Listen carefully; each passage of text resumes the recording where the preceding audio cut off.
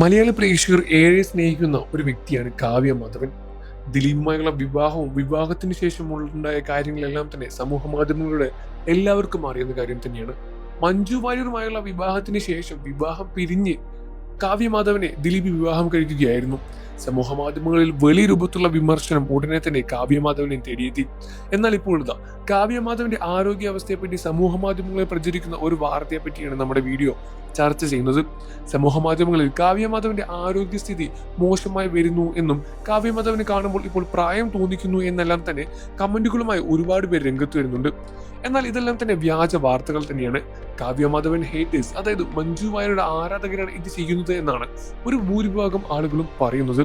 എന്നാൽ ഇത്തരത്തിലുള്ള വാർത്തകൾ വരുമ്പോൾ നമ്മൾ ആദ്യമായി ചിന്തിക്കേണ്ടത് ഇതെല്ലാം തന്നെ യാഥാർത്ഥ്യമായ കാര്യമാണോ എന്ന് ഇതിന്റെ സോഴ്സ് നോക്കിയിട്ട് വേണം. യൂട്യൂബിൽ വരുന്ന വീഡിയോകളെല്ലാം തന്നെ ഉടനടി വിശ്വസിക്കാൻ നിൽക്കരുത്. അതുപോലെ തന്നെയാണ് നമ്മൾ മനസ്സിലാക്കേണ്ട മറ്റൊരു കാര്യം കൂടി. കാവ്യമാധവൻ, മഞ്ജു വാര്യർ ഇവർ തമ്മിലുള്ള വഴക്ക് പണ്ട് മുതലേ ഉള്ളത് തന്നെയാണ്. ദിലീപിന്റെ രണ്ടാം വിവാഹത്തിന് ശേഷം ഇത് കുറച്ചുകൂടി ഒന്ന് മൂർച്ച കൂടി എന്ന് തന്നെ പറയാൻ സാധിക്കും.